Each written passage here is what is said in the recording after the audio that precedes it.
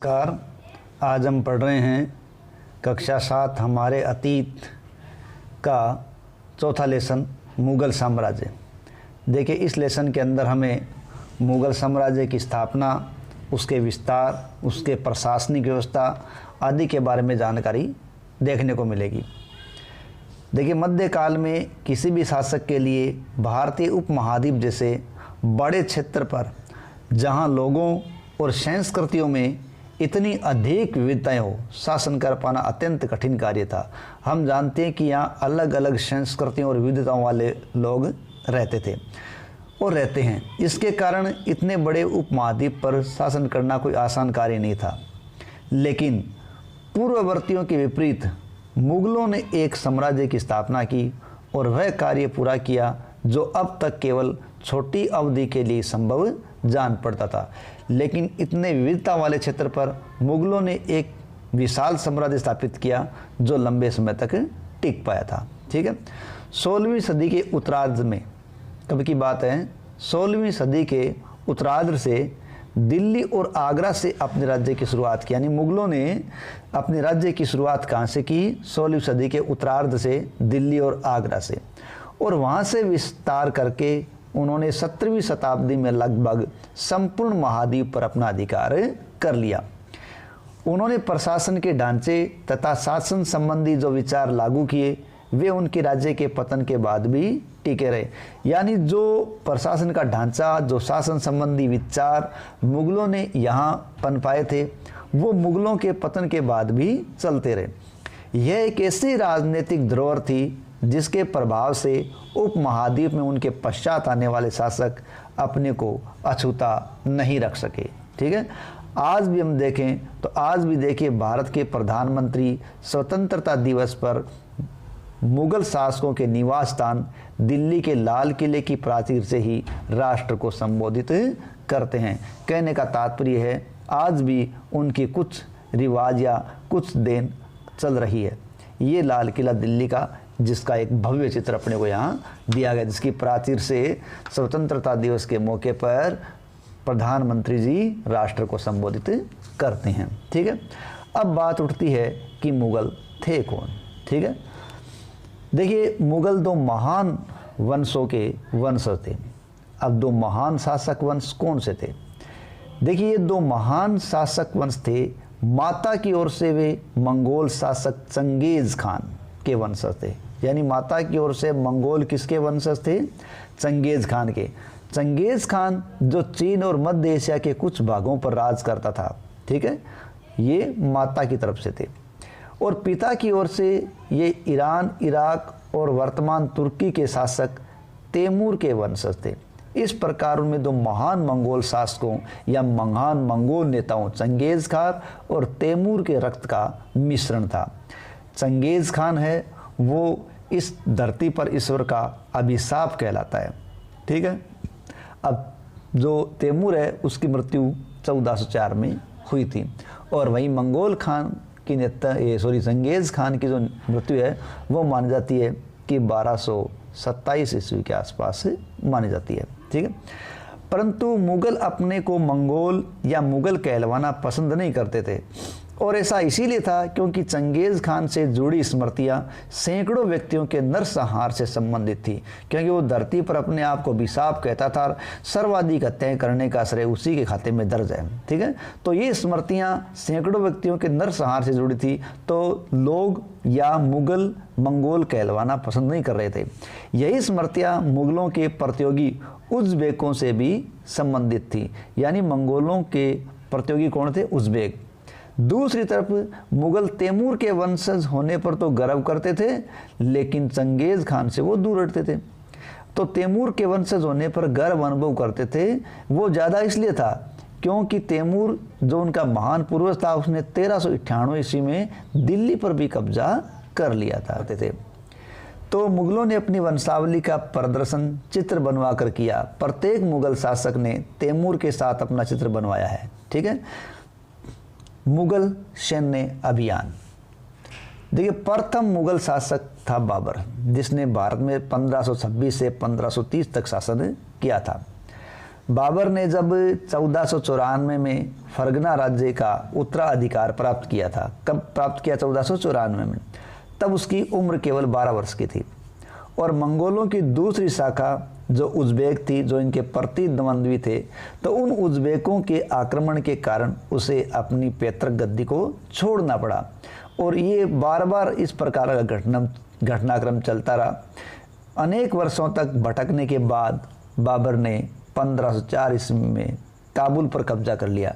यानी बाबर का फरगना पर उत्तराधिकार शुरू हुआ था 1494 में, उस वक्त उसकी उम्र 12 वर्ष थी, लेकिन काबुल पर बाबर का कब्जा हुआ 1504 में और फरगना पर जो उसका उत्तराधिकार था तो उसका सामना होता था उज़्बेकों से। ठीक है, 1504 में जब काबुल पर उसने अधिकार कर लिया, तत्पश्चात ने 1526 में दिल्ली के सुल्तान इब्राहिम लोदी को पानीपत के युद्ध में हराया और दिल्ली तथा आगरा को अपने कब्जे में कर लिया। इस प्रकार भारत पर मुगल साम्राज्य की स्थापना बाबर ने 1526 ईस्वी में कर दी।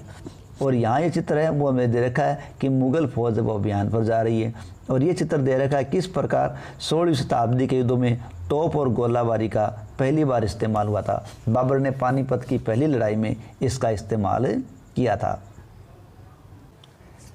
इस मानचित्र के माध्यम से हमें अकबर के द्वारा स्थापित किए गए साम्राज्य को दर्शाया गया है। देखिए इसके अंदर कश्मीर, श्रीनगर, लाहौर, पंजाब, पानीपत, दिल्ली, अंबर, आगरा, मथुरा, फतेहपुर सीकरी, अजमेर, चित्तौड़, गुजरात, रणथंबोर, मालवा, बरार, बीजापुर, गोलकुंडा, बंगाल, पटना, गोंडवाना, उड़ीसा, इलाहाबाद आदि अनेक क्षेत्र दर्शाए गए हैं, जिनमें देखिए कश्मीर 1586 के आसपास बताया जा रहा अभियान है, पटना की तरफ 1574, बंगाल में 1574, इसी तरह से गोलकुंडा में 1687 और बीजापुर में 1685 जो दक्षिण की तरफ है। 1572 में गुजरात का अभियान है, 1561 मालवा का अभियान, रणथंबोर 1569, चित्तौड़ 1568। इस प्रकार के कुछ अभियानों की हमें तिथि दी गई है। ठीक है, उत्तराधिकार की मुगल परंपराएं। मुगल ज्येष्ठाधिकार के नियम में विश्वास नहीं करते थे। ज्येष्ठाधिकार का नियम था कि ज्येष्ठ पुत्र ही राजा बने, तो इस ज्येष्ठाधिकार के नियम में उनका विश्वास नहीं था, जिसमें ज्येष्ठ पुत्र अपने पिता के राज्य का उत्तराधिकारी होता था। इसके विपरीत उत्तराधिकार में वे शहदायाद, ध्यान रखें कौन सी रीति है, यानी मुगलों का उत्तराधिकार पद्धति था वो शहदायाद था। ठीक है, तो शहदायाद का मुगल और तैमूर वंशों की प्रथा को ही वो अपनाते थे, जिसमें उत्तराधिकार का विभाजन समस्त पुत्रों में कर दिया जाता था। देखो अब इस प्रकार राजकुमारों में जब विभाजन कर दिया जाता था तो उनमें आपस में एक तो राज्य छोटे हो जाते थे, कमज़ोर हो जाते थे और उनमें आपस में प्रतिद्वंद्विता भी चल पड़ती थी। ठीक है, इधर अपने को दे रखे हैं मुगलों के अन्य शासकों के साथ संबंध और हमें साथ ही दे रखा है राजपूतों के साथ मुगलों की शादियाँ। जहांगीर की माँ कच्छवा की राजकुमारी थी, वह अंबर यानी आमिर वर्तमान जयपुर के राजपूत शासक की पुत्री थी। शाहजहाँ की माँ एक राठौड़ राजकुमारी थी, वह मारवाड़ जोधपुर के राजपूत शासक की पुत्री थी। तो यहाँ हम संबंध देखें तो राजपूतों के साथ में प्रमुख संबंध दिखाए जा रहे हैं। अब मुगलों के अन्य शासकों के संबंधों की बात करें तो मुगलों ने उन शासकों के विरुद्ध लगातार अभियान किए थे जिन्होंने उनकी सत्ता को स्वीकार करने से इनकार कर दिया। जब मुगल शक्तिशाली हो गए तो अन्य शासकों ने स्वेच्छा से उनकी सत्ता स्वीकार कर ली। राजपूत इसका एक अच्छा उदाहरण है।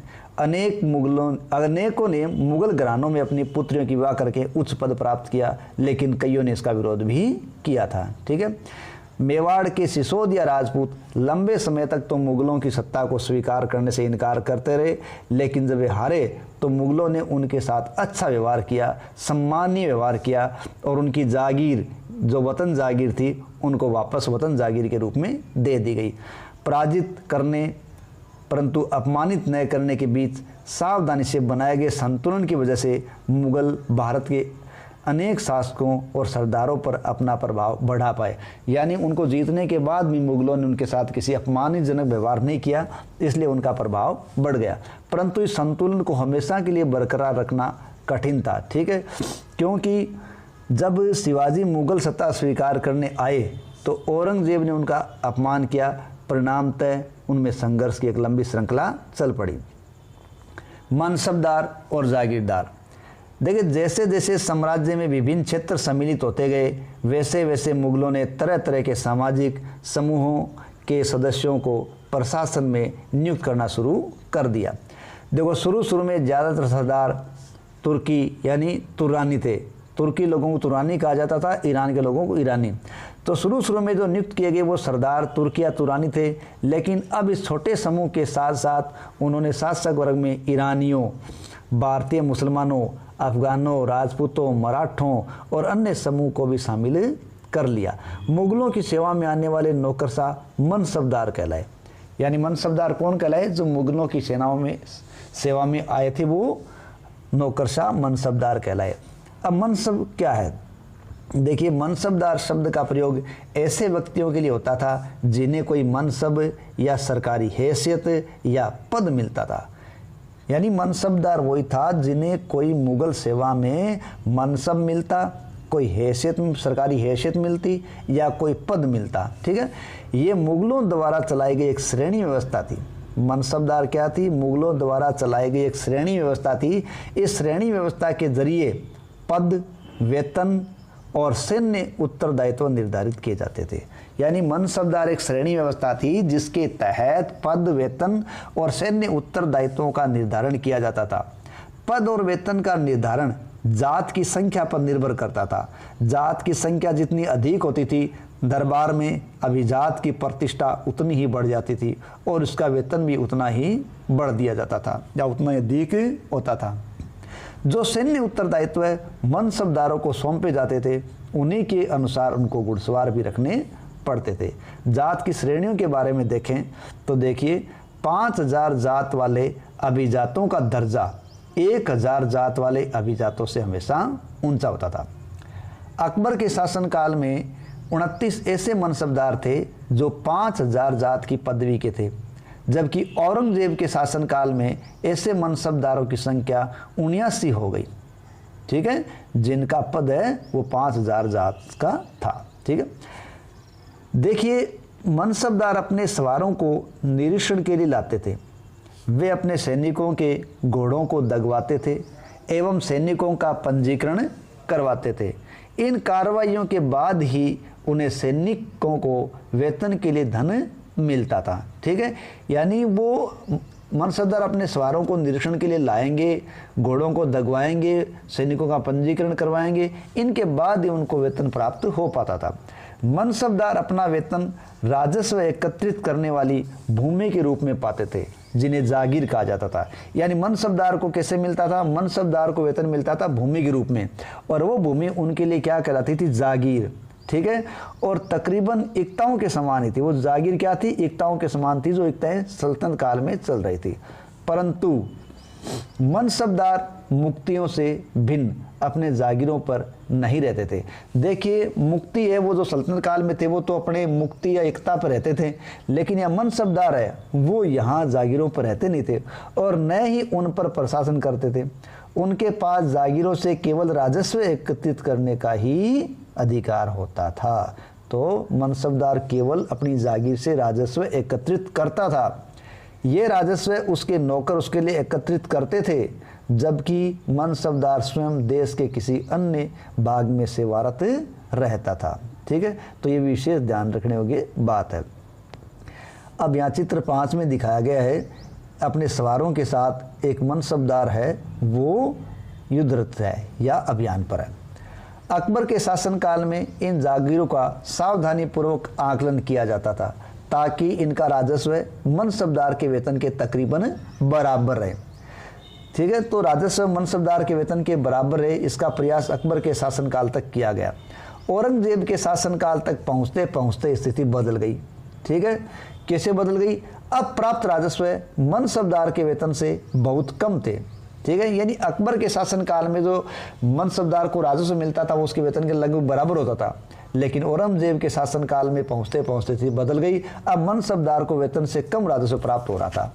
क्यों? मनसबदारों की संख्या में भी अत्यधिक वृद्धि हो चुकी थी, जिनके कारण उन्हें जागीर मिलने से पहले एक लंबा इंतज़ार भी करना पड़ता था। इन सभी कारणों से जागीरों की संख्या में कमी हो गई। फलस्वरूप जागीरदार जागीर रहने पर यह कोशिश करते थे कि वे जितना अधिक राजस्व वसूल कर सकें वसूल ले। यानी जागीरदार क्या सोचने लगा कि जब तक उसके पास जागीर है वो जितना अधिक धन वसूल कर सकता है उतना वसूल ले। क्यों? क्योंकि वो पर्याप्त पहले से नहीं था, तो वो ज़्यादा से ज़्यादा वसूल करना चाहते थे। अपने शासनकाल के अंतिम वर्षों में औरंगजेब इन परिवर्तनों पर नियंत्रण नहीं रख पाया। इस कारण किसानों को अत्यधिक मुसीबतों का सामना करना पड़ा, क्योंकि जागीरदार मनमाने जागीर या वसूली करने लग गए थे। अब यहाँ चित्र 6 के अंदर दिया गया शाहजहाँ के काल का चित्र है, जिसमें एक लघु चित्र है। यहाँ जहांगीर के समय, ठीक है, शाहजहाँ के राजकाल के एक लघु चित्र के विवरण दिए गए। या जहांगीर के समय के भ्रष्टाचार को दिखाया गया है कि भ्रष्ट अफसर रिश्वत ले रहा है, और दूसरा एक अधिकारी है जो कर लेने वाला है, वो कर अधिकारी गरीब किसान को सजा दे रहा है। ठीक है। जब्त और जमींदार। मुगलों की आमदनी का प्रमुख साधन किसानों की उपज से मिलने वाला राजस्व था। अधिकतर स्थानों पर किसान ग्रामीण कुलीनों यानी कि मुखिया या स्थानीय सरदारों के माध्यम से राजस्व देते थे। समस्त मध्यस्थों के लिए, चाहे वे स्थानीय ग्राम के मुखिया हों या फिर शक्तिशाली सरदार हों, मुगल एक ही शब्द जागीरदार का प्रयोग किया करते थे। यानी मुगलों के समय जो आमदनी इकट्ठा कर रहा था या स्थानीय किसी क्षेत्र का मुखिया था, वो सब लोग जमींदार नाम से जाने जाते थे। अकबर के राजस्व मंत्री थे टोडरमल। उन्होंने 10 साल, और वो 10 साल कौन से थे? 1570 से 1580 के 10 साल। तो अकबर के राजस्व मंत्री टोडरमल ने 10 साल की काल अवधि के लिए कृषि की पैदावार, कीमतों और कृषि भूमि का सावधानीपूर्वक सर्वेक्षण किया। इन आंकड़ों के आधार पर प्रत्येक फसल पर नगद के रूप में कर या राजस्व निश्चित कर दिया गया। प्रत्येक सूबे या प्रांत को राजस्व मंडलों में बांट दिया गया, और प्रत्येक की हर फसल के लिए राजस्व की दर की अलग सूची बनाई गई। राजस्व प्राप्त करने की इस व्यवस्था को जब्त कहा गया। ये व्यवस्था उन स्थानों पर प्रचलित थी जहाँ पर मुगल प्रशासनिक अधिकारी भूमि का निरीक्षण कर सकते थे और सावधानी पूर्वक उनका हिसाब रख सकते थे, और ये कार्य गुजरात और बंगाल जैसे क्षेत्रों पर संभव नहीं था। इस प्रकार पैमाइश करके वो नकदी वसूल कर लेते थे, वो जब्त कहलाता था। और इस प्रकार के कार्य वहाँ होता था जहाँ मुगल अधिकारी भूमि का निरीक्षण सावधानी पूर्वक कर सकते थे और हिसाब रख सकते थे, और ये कार्य गुजरात और बंगाल जैसे क्षेत्रों में संभव नहीं हो पाया। कुछ क्षेत्रों में जमींदार इतने शक्तिशाली थे कि मुगल प्रशासकों द्वारा शोषण किए जाने की स्थिति में वे विद्रोह कर सकते थे। कभी कभी एक ही जाति के जमींदार और किसान मुगल सत्ता के खिलाफ मिलकर विद्रोह कर देते थे। 17वीं शताब्दी के आखिर में ऐसे किसान विद्रोह ने मुगल साम्राज्य के स्थायित्व को चुनौती भी दी थी। अकबरनामा और आईन अकबरी। अकबर ने अपने करीबी मित्र और दरबारी अबुल फजल को आदेश दिया कि वह उसके शासनकाल का इतिहास लिखे। यानी अकबर ने शासनकाल का इतिहास लिखने का कार्य किसको सौंपा? अबुल फजल को। अबुल फजल ने यह इतिहास 3 जिल्दों में लिखा और इसका शीर्षक दिया अकबरनामा। तो अकबरनामा पहली जिल्द में अकबर के पूर्वजों का बयान है, और दूसरी जिल्द में अकबर के शासनकाल की घटनाओं का विवरण है, जबकि तीसरी जिल्द जो कि आईन अकबरी कहलाती है, इसमें अकबर के प्रशासन, घराने, सेना, राजस्व और साम्राज्य के भूगोल का ब्यौरा दिया गया है। ठीक है। यानी इसमें ध्यान रखें कि अकबरनामा का तीसरा जिल्द है वो आईन अकबरी है, और आईन अकबरी में अकबर के प्रशासन, घराने, सेना, राजस्व और साम्राज्य के भूगोल का ब्यौरा मिलता है। इसमें समकालीन भारत के लोगों की परंपराओं और संस्कृतियों का विस्तृत वर्णन है। आईन अकबरी का सबसे रोचक आयाम है विविध प्रकार की चीज़ों, फसलों, पैदावार, कीमतों, मजदूरी और राजस्व का सांख्यिकी विवरण। ये हमें किस में देखने को मिलता है? आईन अकबरी में देखने को मिलता है। आईन अकबरी क्या है? अकबरनामा की तीसरी जिल्द है। जहांगीर के दरबार पर नूरजहां का क्या प्रभाव पड़ा? देखिए, मेहरुनिसा ये नूरजहां का मूल नाम था। तो मेहरुनिसा ने 1611 में जहांगीर से विवाह किया और उसे नूरजहां का खिताब मिला। नूरजहां का मतलब होता है जहां की रोशनी। नूरजहां हमेशा जहांगीर के प्रति अत्यधिक वफादार रही और उसको समय समय पर सहयोग भी देती रही। नूरजहां के सम्मान में जहांगीर ने चांदी के सिक्के जारी किए, जिनमें एक और उसके स्वयं के खिताब उत्कीर्ण थे, तो दूसरी ओर यह वाक्य था, रानी बेगम नूरजहां के नाम से गढ़ा हुआ। ये दूसरी तरफ लिखा जाता था। बाईं ओर जो दस्तावेज दिया गया है वो नूरजहां द्वारा जारी किया गया एक आदेश या फरमान है। चौकोर मोहर ये बताती है, उदात और महान महारानी नूरजहां बादशाह बेगम का आदेश है। ठीक है, चौकोर मोहर किसकी ओर संकेत करती थी? नूरजहां के आदेश की ओर। गोल मोहर के अनुसार शाह जहांगीर के प्रताप से महारानी चंद्रमा जैसी वैभवशाली बन गई है। हम कामना करते हैं कि नूरजहां बादशाह इस युग की सर्वोत्तम महिला बने। सुलह कुल की नीति के बारे में थोड़ा विस्तार पूर्वक क्या दिया गया है कि सुलह कुल की नीति का उसके पुत्र जहांगीर ने इस प्रकार वर्णन किया है। तो जहांगीर का क्या कहना है? ईश्वरीय अनुकंपा के विस्तृत अंचल में सभी वर्गों और सभी धर्मों के अनुयायियों की एक जगह है, इसलिए उसके विशाल साम्राज्य में, जिसकी चारों ओर की सीमाएं केवल समुद्र से ही निर्धारित होती थी, विरोधी धर्मों के अनुयायियों और तरह तरह के अच्छे बुरे विचारों के लिए जगह थी। यहाँ असहिष्णुता का मार्ग बंद था। यहाँ सुन्नी और शिया एक ही मस्जिद में इकट्ठे होते थे और ईसाई और यहूदी एक ही गिरजे में प्रार्थना करते थे। उसने सुसंगत तरीके से सार्वत्रिक शांति, सुलह कुल के सिद्धांत का पालन किया है। 17वीं शताब्दी और उसके पश्चात मुगल साम्राज्य की प्रशासनिक और सैनिक कुशलता के फलस्वरूप आर्थिक और वाणिज्यिक समृद्धि में वृद्धि हुई। विदेशी यात्रियों ने इसे वैसा धनी देश बताया जैसा कि किस्से कहानियों में वर्णित भी होता रहा है, परंतु यही यात्री इसकी प्रचुरता के साथ मिलने वाली दरिद्रता को देखकर विस्मित रह गए।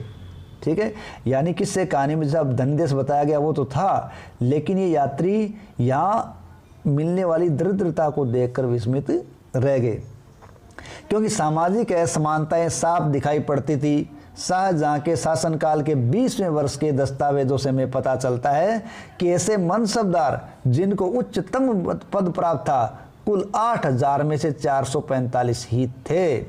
कुल मनसबदारों की एक छोटी संख्या 5.6% को इस साम्राज्य के अनुमानित राजस्व का 61.5% स्वयं उनके व उनके सवारों के वेतन के रूप में दिया जाता था।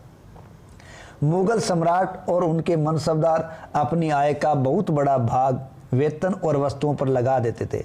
इस खर्चे से शिल्पकार और किसानों को लाभ होता था, चूंकि वे वस्तुओं और फसल की पूर्ति करते थे। परंतु राजस्व का भार इतना था कि प्राथमिक उत्पादकों, किसान और शिल्पकारों के पास निवेश करने के लिए बहुत कम धन बचता था, यानी वो निवेश करने लायक धन नहीं बचा पाते थे। इनमें से जो बहुत गरीब थे वे मुश्किल से ही पेट भर पाते थे। वे उत्पादन शक्ति बढ़ाने के लिए अतिरिक्त संसाधनों में, औजारों और अन्य वस्तुओं में निवेश करने की बात सोच भी नहीं सकते थे। ऐसी अर्थव्यवस्था में ज़्यादा धनी किसान, शिल्पकारों के समूह, व्यापारी और महाजन ये ज़्यादा लाभ उठा पाते थे और बाकी लोग हाथ मलते रह जाते थे। मुगलों के कुलीन वर्ग के हाथों में बहुत धन और संसाधन था। किसके हाथों में? कुलीन वर्ग के हाथों में, जिनके कारण 17वीं सदी के अंतिम वर्षों में वे अत्यधिक शक्तिशाली हो गए थे। जैसे जैसे मुगल सम्राट की सत्ता पतन की ओर बढ़ती गई, वैसे वैसे विभिन्न क्षेत्रों में सम्राट के सेवक स्वयं ही सत्ता के शक्तिशाली केंद्र बनने लगे थे। इनमें से कुछ ने नए वंश स्थापित किए और हैदराबाद एवं अवध जैसे प्रांतों में अपना नियंत्रण स्थापित कर लिया। यद्यपि वे दिल्ली के मुगल सम्राट को स्वामी के रूप में मान्यता देते रहे, यानी अलग अलग क्षेत्रों में इन्होंने अपनी सत्ताएं स्थापित कर ली। किन्होंने? जो कुलीन वर्ग था। और ये कब सत्ता स्थापित हुई? जब मुगल सत्ता कमज़ोर हो गई। लेकिन उन्होंने अलग प्रांतों में सत्ता स्थापित कर ली, लेकिन वे दिल्ली के मुगल शासक को अपना स्वामी है उसको मान्यता देते रहे। और ये हमें कब देखने को मिलता है? जब 1857 की क्रांति का नेतृत्व मुगल सम्राट को ही सौंपा जाता है। तथापि 18वीं शताब्दी तक साम्राज्य के कई प्रांत अपनी स्वतंत्र राजनीतिक पहचान बना चुके थे। ठीक है, और इनके बारे में आगे के लेसन में अध्ययन किया जाएगा। तो ये हमारा लेसन है जिसमें हमने मुगल साम्राज्य के बारे में पढ़ा है। आशा है आपको लेसन पसंद आया होगा। यदि ये लेसन पसंद आया होगा तो करीब चैनल को लाइक करें, सब्सक्राइब करें। धन्यवाद।